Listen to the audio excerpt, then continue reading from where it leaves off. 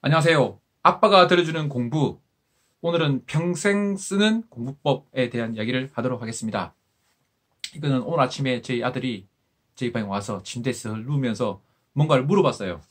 그에 대한 답변이기도 하고 그때 했던 대화를 중심으로 이야기를 나누겠습니다. 이것은 제가 대학교 다닐 때 저희 교회에서 같이 공부하면서 배웠던 방법이에요. 정말 그때 배웠던 것을 평생 잘 써먹고 있어요. 아주 쉬워요, 방법도. 그리고 삶에 적용하면 성경 공부뿐 아니라 인생의 많은 것들을 공부할 때 참 도움이 될 거라고 생각됩니다. 제 아들과 했던 그 이야기를 중심으로 다뤄볼게요.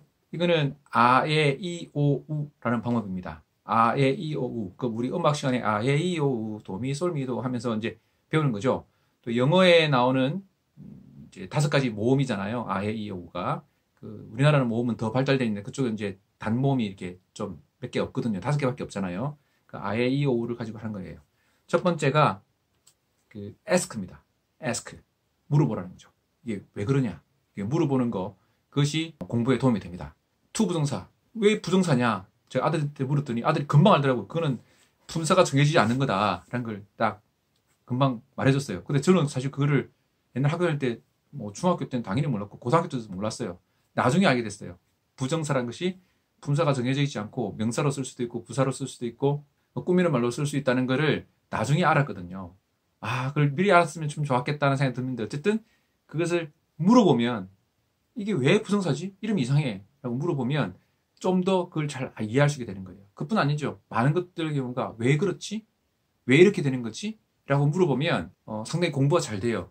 근데 그게 이제 보통 이제 또 공부 잘하는 사람들의 특징이라고 또 하더라고요. 어디 이렇게 보니까 스타디 코드에 나오는 이름 까먹었는데 그분이 말씀하시기를 공부 잘하는 사람들은 항상 왜 이걸 묻는데요.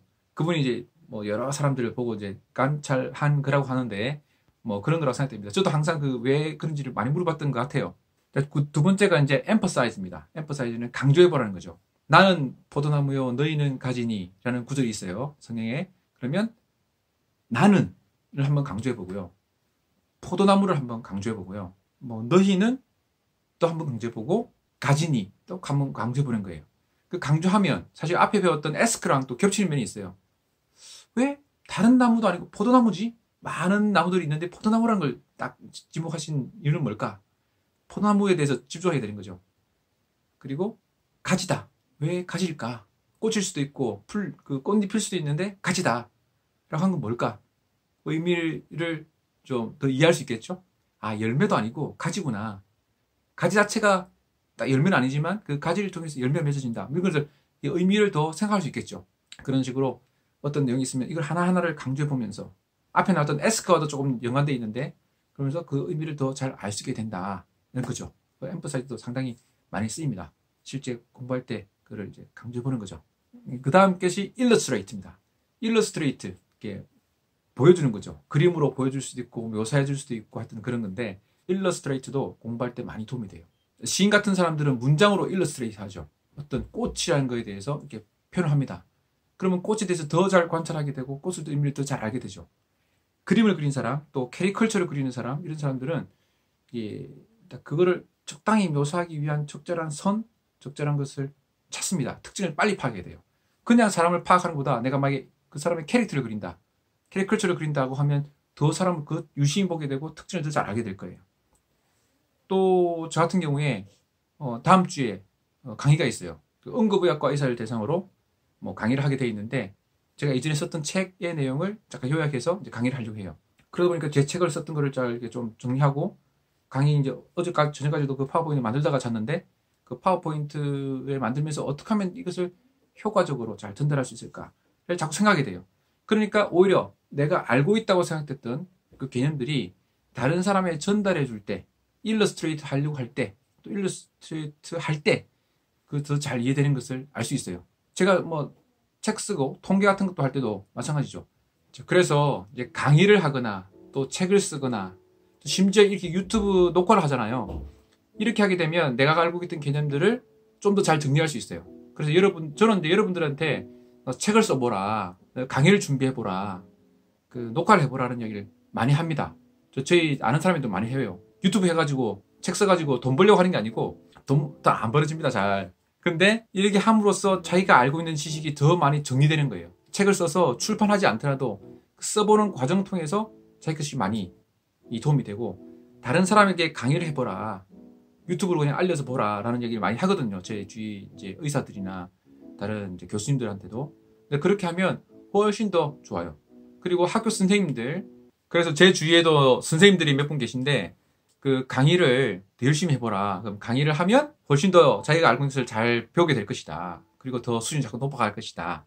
뭐 그런 얘기를 좀 하곤 해요. 그것이 강의를 할 수 있는 것이 여러분에게 복이다. 그럼 강의하는 자체가 이제 어쩔 수 없이 하는 게 아니라 강의를 함으로써 더 많이 배운다. 그러니까 강의 자체는 참 좋은 거다. 이런 뭐 비싼 얘기 했어요. 일러스트레이터의 한 예로 듭니다.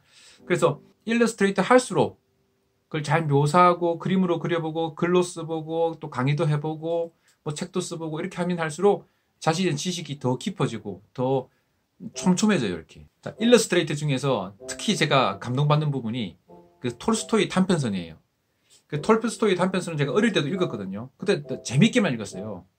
근데 톨스토이 단편선을 읽다가 나중에 성경을 읽어보니까 성경에 나온 내용들을 어떻게 잘 묘사할 수 있을지 소설로 표현한 거더라고요. 그게. 성경 읽고 나서 그걸 다시 볼 때 시야가 훨씬 넓어졌고, 아, 이런 뜻이었구나 라는 걸 잘 이해하게 됐어요. 이솝우화도 상당히 좋습니다. 인생에 많은 통찰력 있는 것들을 이제 우화라는 형식으로 빌어낸 거잖아요. 제가 아이들이 그 어릴 때 이솝우화를 읽을 때 저도 열심히 봤거든요. 읽어줘야 되니까. 보면서 상당히 많은 교훈을 얻었어요. 그래서 그 뒤로도 그거를 잘 이제 제 삶에 잘 활용합니다. 하고 있어요.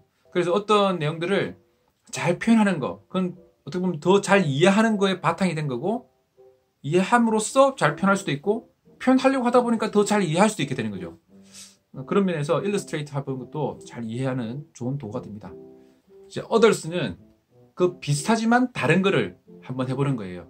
같은 뜻일 수도 있고 다른 뜻일 수도 있겠죠. 예를 들면 오늘 아침에 참 아들하고 했는데 others, 똑같은 걸 다른 것으로 한번 표현해보는 거, 그것도 상당히 잘 이해할 수 있는 거다라고 했더니 우리 아들이 가정법에 대한 얘기 했어요. I would be happy to see you. 너를 만나면 나는 참 기쁠 것이다. 그래서 그게 이제 그 would가 가정법에 나오면 would잖아요. 근데 to see you, 너를 만난다면 어떤 조건의 to 부정사죠. to 부정사를 이용해서 if절을 대신한 거예요. 뭐 따지면 그렇다는 거죠. 뭐 그거를 다 일일이 따지면서 문장 만들지는 않겠지만, 그래서 그런 식으로 가정법도 to 부정사를 이용해서 쓸 수 있다. 다른 거 others를 이용해서 표현해보자는 거죠. 그 다음에 또 반대되는 내용들. 그래서 성경 구절도 이런 구절이 있으면 그 비슷한 내용의 다른 구절들을 찾아보고, 또는 전혀 반대되는 것 같은 그런 구절들을 찾아보고 함으로써 잘 이해할 수 있잖아요.